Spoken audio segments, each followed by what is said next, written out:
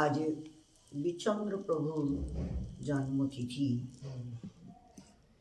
বৈষম্য সম্বন্ধে একটু আমরা অনেকবার অবশ্য সম্বন্ধে আলোচনা করেছি, তবুও তিথি অনুসারে একটু আলোচনা করলে তার একটা মহিমা অন্যরকম। চৈতন্য মহাপ্রভু নিত্যানন্দ প্রভুকে বলেছেন যে তুমি আর লীলাচলে আসবে না, এইবার দেশে যেয়ে বাংলায় যেয়ে বিয়ে করবে, তোমার ঘরে এক স্বরূপে আমি আসবো প্রেম প্রচার করার জন্য।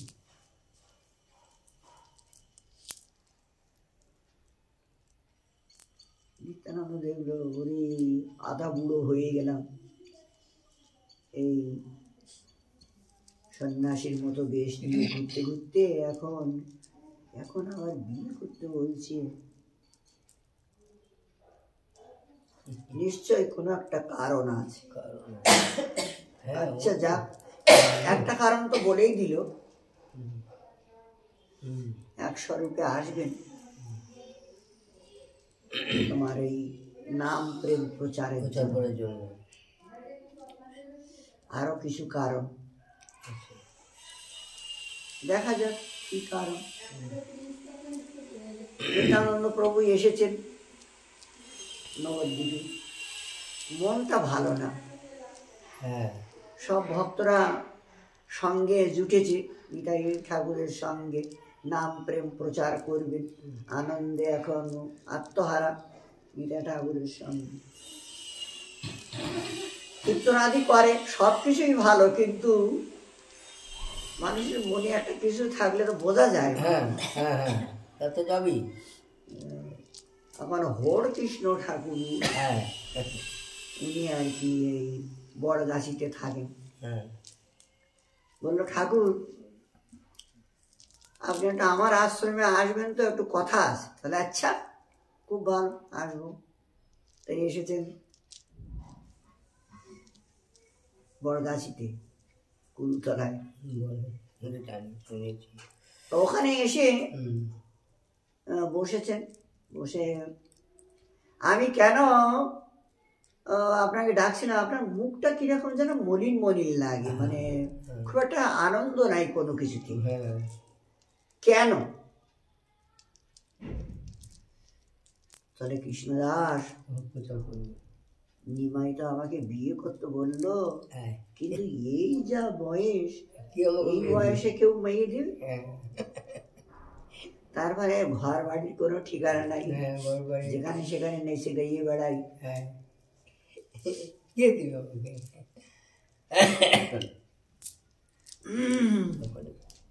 তখন বলছেন যে মেয়ে তো এক জায়গায় আছে, কিন্তু দেবে কিনা সেইটা কোথায় আছে?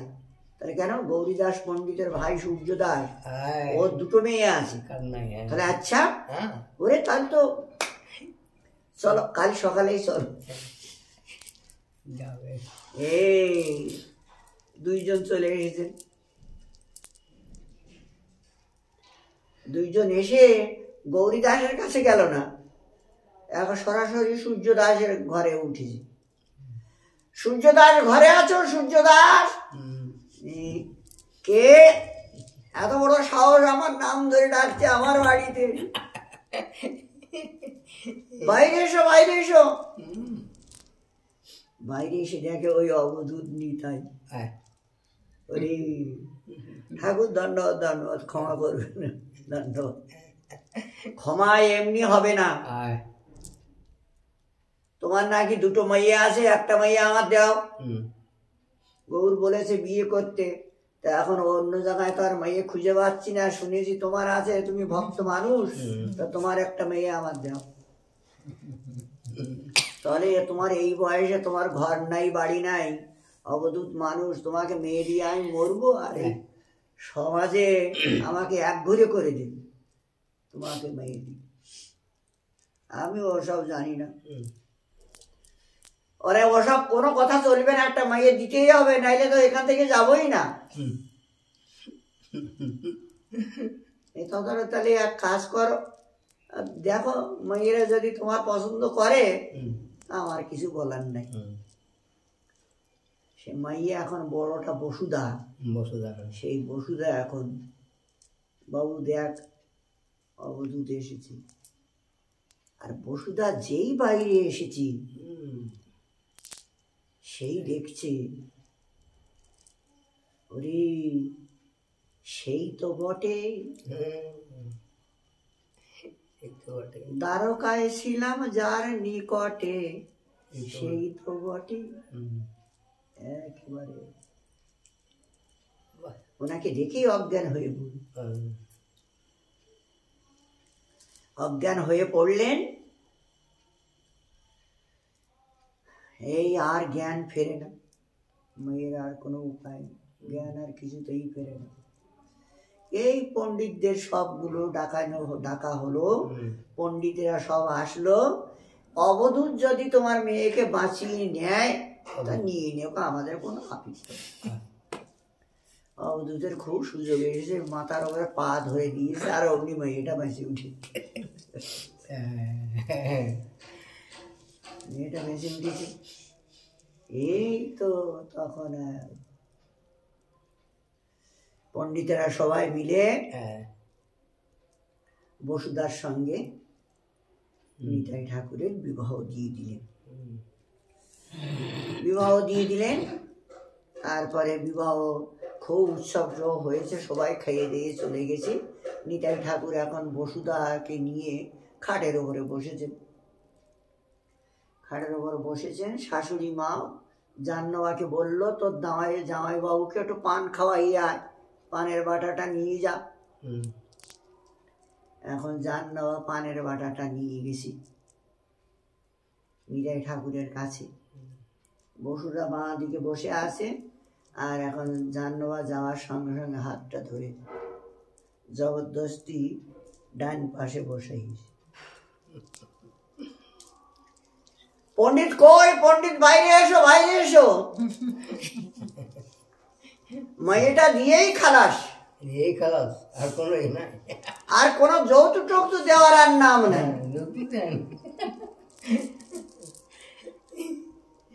আমি গরিব ব্রাহ্মণ, কি যৌতুক দেব, আমার কাছে তো অন্য কিছু নাই। আচ্ছা অন্য কিছু যখন নাই, এইটা দাও যৌতুক হিসাবে। এই বলেই জড়িয়ে ধরল। যেই জড়িয়ে ধরলো সেই এই বারণী দেবী বসুধা, এই জাহ্নবা, সে হলো বারণী দেবী। ওনার রাসে সুখ দিয়েছিলেন এই বারণী দেবী। বৃন্দাবনে যখন রামঘাটে রাস হয়েছিল, তখন এই বারণী দেবী ছিল ওনার রাসের সজ্জা। হ্যাঁ, ও জানকারী, জানা শুনো, দেখেই বসুধা আবার নিতাইকে জড়িয়ে ধরল। এই হলো আমার প্রাণ, এতদিন পরে আমার প্রাণকে খুঁজে পেয়েছি। সূর্যোদয় দেখে তো অবাক হয়ে গেল।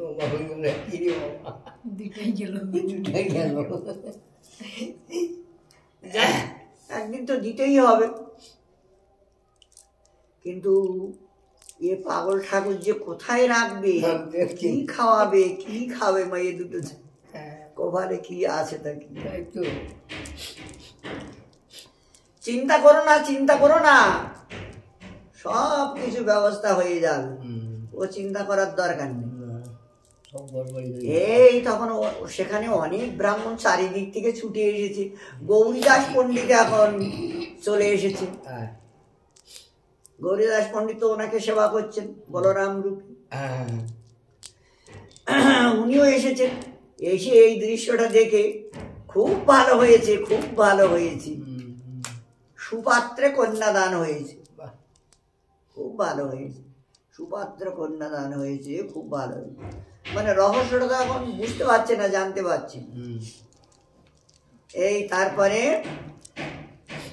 খড়দহ, গঙ্গার কিনারে বহু জায়গা, সেই খড়দহে নিতাই ঠাকুর কয়েকজন ব্রাহ্মণকে বললেন, ওই অমুক জায়গায় গঙ্গার কিনারে ওখানে আমার একটা আশ্রম বানিয়ে দাও, চলো এদেরকে নিয়ে ওখানে থাকবো। এক চাকরায় যাবে না, না। ওখানে যে হ্যাঁ। তা উনি খড়দহে ওই ব্রাহ্মণ সেবকদের বলার সঙ্গে সঙ্গে একবার উনি কয়েকদিন কান্নায় থাকলেন, তারপরে ওখানে ঘর বাড়ি বেরিয়ে গেল, সঙ্গে সঙ্গে ওখানে চলে গেলেন। তারপরে এখন এরা নিজের ইষ্টকে পেয়েছি, খুব আনন্দ।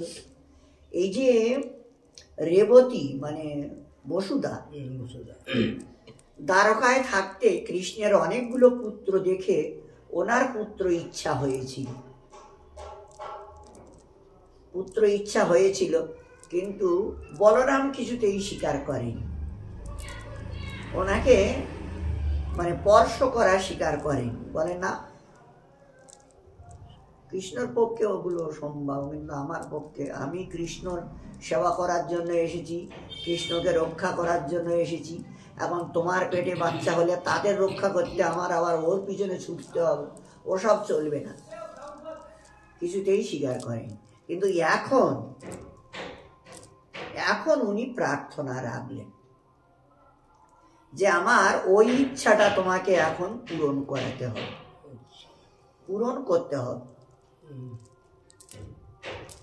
বললে আচ্ছা ঠিক আছে, ও গৌরহরি আবার বলে দিয়েছে চৈতন্য তোমার ঘরে আসবো, তো এখন যেতে তো হবেই, ঠিক আছে তোমার ইচ্ছা আমি পূরণ করাবো, কিন্তু এই বারণী দেবী তুমি মানে জাহ্নবাকে বলছি, তুমি ব্রহ্মচর্য পালন করো, ব্রহ্মচর্য ব্রত নাও, আর আমার সন্তান সন্ততিদের তুমি দীক্ষা দিয়ে তাদের গুরু হবে, এবং আরো অনেককে তুমি দীক্ষা শিক্ষা দিয়ে সৎ পথ দেখাবে, সৎ পথে চালাবে। উনি তখন প্রতিজ্ঞা করলেন চরণ ধরে যে হ্যাঁ আপনার আদেশ শিরোধার্য, আমি এটা করব। জাহ্নবী দেবীর আলাদা ঘর বানিয়ে দেওয়া হলো, বৈষ্ণব, এখন উনি বৈরাগী, ব্রহ্মচর্য পালন করছেন উনি, আর এনাকে নিয়ে ইনি এক ঘরে থাকছেন। এই একটা ছেলে হয়, আর সেই ওই যে শ্রীরাম এখন অবিরাম হয়েছে, অবিরাম আসে পরীক্ষা করতে, নিতাই ঠাকুরের নাকি ছেলে হয়েছে, যাই দেখে আসে মানে পরীক্ষা হলো দণ্ডবত করা, আর যেই দণ্ডবত করে সেই মরে যায়। এই 7-8টা মানে 5টা-6টা মনে হয় এইভাবে মারা গেছে। তারপরে এই বিচন্দ্র প্রভু এসেছে, বিচন্দ্র প্রভু এসেছেন, ইনি হলেন ক্ষীরোৎসাহী।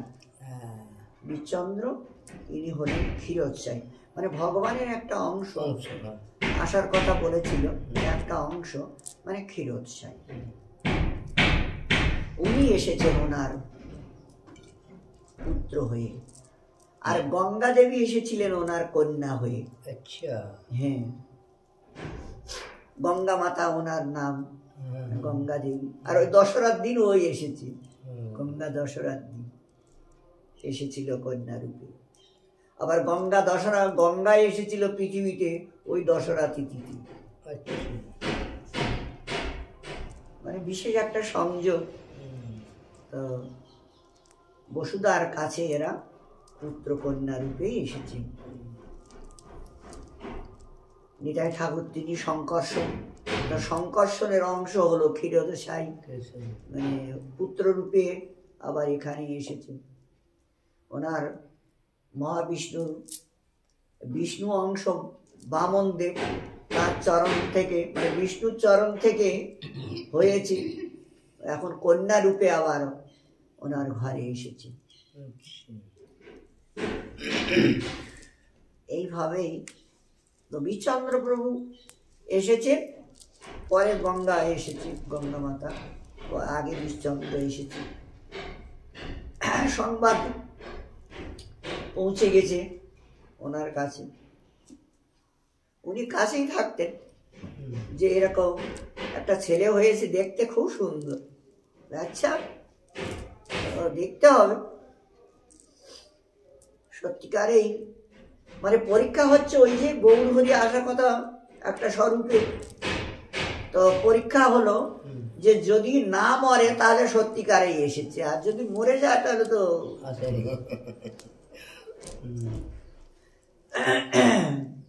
এই তারপরে উনি এসেছেন, এসে আর কি বলছে কি বৌদি তোমার নাকি খুব একটা ছেলে হয়েছে খুব ভালো। বসুদা শুনে ভয়ে সে জাহ্নবার কাছে ছুটে চলে গেছে। হ্যাঁ, জাহ্নবার কাছে ছুটে চলে গিয়ে শিগগিরই এইটাকে বাঁচা, এইটা নিয়ে আমি তোর দিয়ে দিলাম নে, এটাকে বাঁচা। মানে তো ভয়ে মরবে ও, আমার কাছে থাকলে জাহ্নবার কাছে দিলে মরবে না, ব্রহ্মচারী মানুষ ও বাঁচিয়ে নেবে যায়। আর জাহ্নবার ঠাকুর তখন মানে অনেক কিছু অলৌকিক দেখাচ্ছে আর কি, মরা মানুষ বাঁচিয়ে দিচ্ছে, অনেকের ব্যাধি ভালো করে দিচ্ছে, কান চোখ নাই চোখ ভালো করে, কান নাই কান ভালো করে, এরকম কিছু জাহ্নবা দেবী অনেকের এরকম করছে। ওই জন্য তাড়াতাড়ি ওর কাছে দিয়ে ছেলেটা দিয়ে দিয়েছে।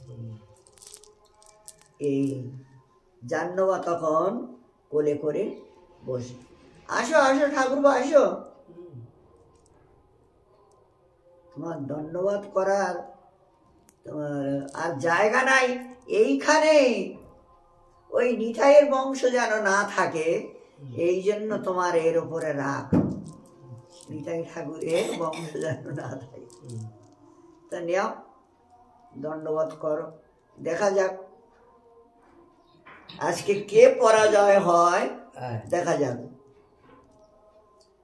যদি আমার চেলা পরাজয় হয় তাহলে তোমাকে ক্ষমা চাইতে হবে, এরকম কাজ করব না।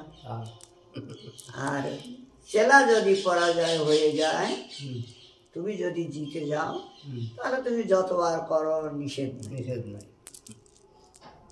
আচ্ছা ঠিক আছে। তারপরে জাহ্নবা ওকে কোলে করে বসলেন আর উনি লম্বা হয়ে দণ্ডবোধ করলেন। লম্বা হয়ে দণ্ডবোধ করলেন। বীরচন্দ্র তখন হাসতে হাসতে ওনার মাথায় পদাঘাত আর কি পদাঘাত করলে, লে তোকে দেখি ওরে চোরের ঘরে তো চোর এসেছে, এখন তো আমাকে পরাজয় হতে হলো। ভালো ঠাকুর, তোমার ধন্যবাদ ধন্যবাদ, তুমি ভালো থাকো, বড় হও, আর সবাইকে গুরুর স্থানে থেকে তোমার কাছে যারা আসবে তারা যেন প্রেম লাভ করতে পারে। এইরকম খুব সন্তুষ্ট হলেন। নিতাই ঠাকুরকে যেয়ে বললেন যে দাদা তোমার ঘরে এসেছে নাম প্রেম প্রচার করার, তাহলে তুমি পরীক্ষা করলে নাকি? তাহলে হ্যাঁ পরীক্ষা করে আসলাম। আচ্ছা ভালো হয়েছে, যাবো কয়েকদিন পরে যাব দেখতে। তারপরে নিতাই ঠাকুর এসেছিলেন অন্নপ্রাশনে। এসে আর কি দেখছেন যে না সত্যি নয়নটা এরকম নিতাই ঠাকুরের মতো লম্বা লম্বা, হাতগুলো লম্বা লম্বা, দেখতে একেবারে নিতাই ঠাকুরের মতো, ওই অংশের অংশ। খুব ভালো লাগলো, ভালো হয়েছে। তো উনিও এসে খুব ভালো হয়েছে, জীব কল্যাণের জন্য এসেছো, জীবের কল্যাণ করবে। তারপরে কিছুদিন পরে নিতাই ঠাকুর, কিছুদিন পরে না ভুল হবে, আমাদের বীরচন্দ্রবাবু তখন অনেক বড় হয়েছিলেন, অনেক বড় হয়েছিলেন সেই সময়। উনি মানে ঠাকুর প্রচার করার লোক যখন এসে গেছে তা আমার আর থাকার দরকার নেই, এই জন্য নিতাই ঠাকুর পালিয়েছে, উঠে গেছে। তারপরে এই বীরচন্দ্র এখন দীক্ষা নেবে। মাকে বলল, মা আমি দীক্ষা নিব। তাহলে না, এখনো সময় হয়নি, আরো কিছুদিন যাক। আর ওনার আর সহ্য হচ্ছে না, তুমি দীক্ষা না আনলে আমি অন্য জায়গার থেকে নিব। এই বলে সে একটা নৌকা ঠিক করেছে। নৌকা ঠিক করে আর গানের দল নিয়ে নৌকায় উঠে এখন কীর্তন করতে করতে যাচ্ছে অদ্বৈত আচার্যের কাছে দীক্ষা নেবে। তখন বয়স কত ছিল? ওরকম ছোট আর কি, বেশি বয়স নয়, ছোটই হবে। বয়সের কথা তো এখানে লেখা থাকে না, এই জন্য জানকারি নেই। তবে মোটামুটি ভালোই বয়স হয়েছে, দীক্ষা নেওয়ার জন্য এত উতলা হয়েছে। 5-7 বছর তো হবেই। তো শেষে রামাই ঠাকুর, এই ওনার এই জাহ্নবী মাতার শিষ্য রামাই ঠাকুর, সে এসে বলল, মা সে ওই দাদা চলে যাচ্ছে, বীরচন্দ্র চলে যাচ্ছে সেই শান্তিপুরে অদ্বৈতর কাছে মন্ত্র নেওয়ার জন্য, অদ্বৈত ঠাকুরের কাছে। কি বললি? শিগগিরই ডাক, শিগগিরই ডাক। তো এখন ওরা তো কীর্তন করতে করতে আনন্দ করতে করতে যাচ্ছে, আর কিনারে দাঁড়িয়ে ডাকছে, আর এর ডাক কে শুনি? কেউ আর ডাক শুনছে না। এই তারপরে জাহ্নবী এবং নিতাই ঠাকুরের নাম করে একটা শ্মশানের কাঠ পড়েছিল, সেই কাঠটা এমন ভাবে মারল আর নৌকা ফুটো হয়ে ভাঙিয়ে চুরিয়েছে, জল উঠে ডুবিয়ে গেল। তারপরে সাঁতার দিয়ে উঠে এলো। এই কি করলি তুই এটা? তাহলে আমি এত ডাকছি যে মা তোমাকে ডাকছে আর তুমি শুনছো না আমার ডাকটা, তা কি করবো? তখন এটা করতেই হবে, চলো শিগগিরই মার কাছে চলো। নিয়ে এসেছি। মা বলল, শুভ দিন দেখে আমি দীক্ষা দিব। কারণ নিতাইয়ের পরিবারটা যদি দীক্ষা পরম্পরায় না চলে তাহলে তো অসুবিধা হবে। বংশ পরম্পরা নিতাইয়ের চলতে হবে, আর এই দীক্ষার বিষয়ও নিতাইয়ের দিকে চলতে হবে। তুমি অদ্বৈতের ওখানে গেলে অদ্বৈত পরিবার হয়ে যাবে, তখন ওটা তো আলাদা হয়ে গেল, মানে এটা অন্যায় হচ্ছে, মানে এটা সঠিক নয়। তখন বুঝতে পেরেছি, ওরে তাই তো, না না না, আমি নিতাইয়ের শাখায় থাকতে চাই, অদ্বৈত শাখায় কেন যাও? এই তখন খুব প্রসন্ন হলেন। তারপরে জাহ্নবী মাতাকে উদ্বোধন করে ওনার কাছে দীক্ষা নিয়ে আর এখন নাম প্রেম প্রচারে নামলেন। ইনি আবার এই শ্রীনিবাস আচার্যকে বিবাহ দিলেন। শ্রীনিবাস আচার্যের ঘরে ল্যাংড়া গোবিন্দ একটা ছেলে হয়েছিল, তো খোঁড়া মতন, পাটা একটু বেঁকা, ল্যাংড়া গোবিন্দ বীরচন্দ্র প্রভুর আদেশে হয়েছে আর কি, ওনার আশীর্বাদে। তো একটা ঠ্যাং ল্যাংড়া, ল্যাংড়া গোবিন্দ, মানে এনাদের আশীর্বাদে বরে। কারণ হয়েছে এই, যখন মঞ্জরি স্বরূপ জেগে যায়, মঞ্জরি স্বরূপ যখন জেগে যায় তখন আর পুরুষত্ব থাকে না, তখন পুরুষত্ব থাকে না, মানে পুরুষ অভিমান থাকে না। তখন মানে নারী নারী উভয়ে নারী দেখে, আর নারীটাই সামনে থাকে, নারী সব কিছুতেই। তো ওনার তো মানে উনি কনক মঞ্জরি, এই মণিমঞ্জরি, উনি হলেন মণিমঞ্জরি, ওনার গুরুদেব ওনাকে মণিমঞ্জরি নাম দিয়েছেন। একটা বিবাহ করেছিলেন বীরচন্দ্রের আদেশে, আর একটা বিবাহ করেছিলেন নরহরি সরকারের আদেশে। দুটো বিবাহ করেছেন। দুই ঘরে ওইভাবে মানে ওনাদের আশীর্বাদে কারো পান খেয়ে প্রসাদ খেয়ে মানে এইভাবেই হচ্ছে আর কি। আচ্ছা হ্যাঁ, মানে দেখা যাচ্ছে যে উনি আর কি গৃহস্থী ধর্ম পালন করে ওনারই বাচ্চা হচ্ছে, ওনারই হয়েছে, কিন্তু প্রকৃতপক্ষে এইটা বিচার করতে নাই বা করা যায় না। কারণ হলো যাদের মঞ্জরি স্বরূপ জেগে যায় তাদের পুরুষ অভিমান থাকে না, তা নষ্ট হয়ে যায়। আচ্ছা, যা তো বিচন্দ্র প্রভু উনি একবার এই শ্রীখণ্ডে কীর্তন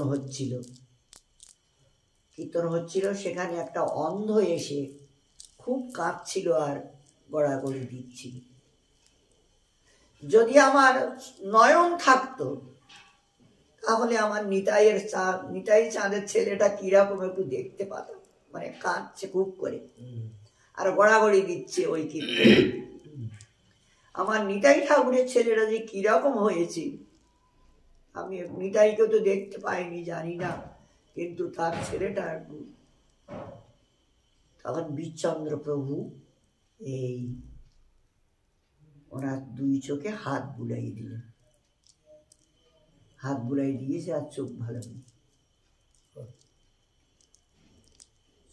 হয়ে গেছে। তখন আর কি দেখছেন মহাপুরুষ, একদম তুমি আমার ঠাকুর। ও আর কি পরবর্তীতে ওই ওনার সেবক হয়ে সব সেবা উনি করতেন। ওই যে নয়ন পেয়েছে দ্বিতীয় জন্ম হয়েছে, দীক্ষা দিয়ে তৃতীয় জন্ম, মানে এখন উনি হলেন প্রাণের প্রাণ। এই ধরনের অনেক বিচন্দ্র প্রভু অনেক কিছু খেতড়িতে যে তোমার সবাই মিলে নরোত্তমকে নিন্দা বলে, শেষে নরোত্তমের গায়ে হাত দিয়ে বলছে, নরোত্তম তুমি তোমার ব্রাহ্মণ স্বরূপটা একটু দেখাও সবাইকে, পৈতাটা বেড়ে করে। বিচন্দ্রপ্রভু গায়ে হাত দিয়ে বলছে। তখন উনি আর কি এইখানটায় নখ দিয়ে চিড়ে 3টে সোনার পৈতা বের, উনি বৈশ্য, 3টে সোনার পৈতা বের করে সবাইকে দেখাইছিলেন। মানে এইরকম ধর। আর এমন কীর্তন করতে হবে যেন গৌরহরি স্বপার্ষদ নিয়েই প্রকট হয়ে যায়, বলছে নরোত্তমকে বিচন্দ্র প্রভু। এখন মানে ও গায়ে হাত দিয়েছে, হ্যাঁ, মানে ভগবানের অংশ তো ভগবান। তারপরে সত্যিকারেই মানে এমন কীর্তন করেছিলেন নরোত্তম ঠাকুর যে মহাপ্রভু স্বপার্ষদে ওখানে প্রকট হয়ে গিয়েছে। এরকম ধরনের বিচন্দ্র প্রভুর অনেক অবদান আছে। বিচন্দ্র প্রভু 4টে ভোগ লাগাতেন প্রতিদিন, সকালে বিকালে রাত্রে 4টে ভোগ লাগাতেন। মানে গিরিরাজ একটা ছিল ওনার পিতাজি দিয়েছিলেন গিরিরাজ। তা গিরিরাজ হলো কৃষ্ণ, আর চৈতন্য মহাপ্রভু তিনি অবতার পুরুষ, নিত্যানন্দ তিনি শঙ্কর্ষণ ভগবান, মহাবিষ্ণু অদ্বৈত আচার্য। এই জন্য 4 জনের 4টে ভোগ লাগাতেন ভাগ করে পৃথক করে, তারপরে ওইটাই একসঙ্গে করে ভক্তদের। কোথায় মুসলমান হয়ে গিয়েছিল, হ্যাঁ মুসলমান। ওই যে একবার মানে হোসেন শাহর স্ত্রীর হয়েছে উদর বেমারি, তা কোনো একজন মানে তান্ত্রিক বলেছে যে এরকম 108 জন মানুষের রক্ত যদি দেওয়া যায় তো সেই রক্ত দিয়ে আমি একটা পাঁচন তৈরি করে দিব, সেইটা খেলে তোমার বউ একদম ভালো হচ্ছে। তা তিনি আবার সেই মানুষ ধরে ধরে রাখছে জেলখানায় গোপনে, আর হিন্দুদের ধরে মুসলমান। বিচন্দ্রপ্রভু জেনে ফেলেছেন, তো উনি দেখলেন এক কাজে দুই কাজ করতে হবে, মানে ওনার গেটে যে পাথরটা লাগানো আছে একটা কুষ্টি পাথর আর কি। তো জানা যায় যে ওই পাথরটার উপরে নাকি কংস এই দেবকীর 6টা ছেলেকে মেরেছিল, আচ্ছা। এরকম কিছু জানা যায়। তো ওই কুষ্টি পাথরটা নেওয়ার জন্য মানে ওইটা দিয়েই একটা বাঁকা রায় মূর্তি তৈরি করবে, কৃষ্ণ মূর্তি তৈরি করবে তার জন্য। তা গিয়েছেন ওনার স্ত্রীর ঘরে, কেউ জানে না উনি যে প্রকট হয়েছে স্ত্রীর ঘরে, মাথায় পা ধরে দিয়ে, মুসলমান মাথায় পা ধরে দিয়েছে, আর উনি লাফ দিয়ে উঠেছেন। বলে ভাই কে পা ধরলো মাথার উপরে, মাথায় যেই পা ধরেছে লাফ দিয়ে উঠেছে, ও নড়তে পারে না, ক্ষমতা নেই। তারা বললো একটু চরম ধুইয়ে তুমি পান করো, তুমি একদম ভালো হয়ে সুস্থ হয়ে যাবে। চরম ধুয়ে পান করলেন, একদম ভালো হয়ে গেল। ডাকো তোমার মহারাজকে। এই তখন ডাকলো হোসেন সাহেব, এসে দেখে বউটা গিয়েছে ডাকতে, ডেকে আরে তুমি ভালো হয়ে গেছো, এটা কি করে সম্ভব, তাহলে আমার ঘরে একজন এসেছে আজ। তখন এসে দেখছেন আর কি বিচ্ছন্দ প্রভু, আগে কোনোদিন দেখিনি, দেখে পরিচয় হলো, আমি নিতাইয়ের ছেলে, আমার নাম বিচ্ছন্দ। আচ্ছা আচ্ছা, তুমি এত বড় উপকার করেছো, তোমার কি করার, কি দিলে তুমি সন্তুষ্ট হবে বলো, কি দিলে সন্তুষ্ট হবে, কি চাও বলো, তুমি যা চাইবে। বলে না বেশি কিছু চাবো না, যাদেরকে কয়েদ করে রেখেছো ওদেরকে ছেড়ে দাও, আমার কাছে দিয়ে দাও, আর তোমার গেটে যে পাথরটা লাগানো হয় ওই পাথরটা দেও, আমি ওতে একটা মূর্তি তৈরি করবো। সঙ্গে সঙ্গে ভেঙে পাথরটা দিয়ে দিল, আর ওদেরকে ওর হাতে উঠে দিল। তারপরে নিতাই ঠাকুর এনেছেন, এখন সমাজে আর ওদেরকে মুসলমানের অন্ন খেয়েছে, কেউ আর নিতে চায় না। নিতাই ঠাকুর বিচ্ছন্দ্র তো মন্ত্র দিয়ে দিয়েছে যে তোমরা আলাদা ভাবে ভজন করো, এখন সমাজে কেউ যখন নিতে চাচ্ছে। তারপরে যখন এই কৃষ্ণচরণ চক্রবর্তীর চেলা রূপ কবিরাজ, সে যখন ভ্রষ্ট হয়ে গেল, মানে ব্রহ্মচার্য ছিল, তো ওনার মেয়েকে জড়িয়ে ধরেছে একদিন, তো ওর থেকে ও দূষিত হয়ে গেছে, গুরুদেব ত্যাগ দিয়েছে, দিলে ও এখন ত্যাগ হয়ে গেছে। অদ্বৈত আচার্যের 2টো ছেলে, উনি আবার ত্যাগ দিয়েছে, 3টেকে দিয়েছিল, 3টেকে ত্যাগ দিয়েছিলেন, মানে গৌরকে ওরা ভগবান বলে মানে না, এই জন্য অদ্বৈত আচার্য এদেরকে ত্যাগ দিয়ে। তো জগদীশ আর হলো স্বরূপ, এনারা দুজন আর ঘুরে আসেননি, কিন্তু আমার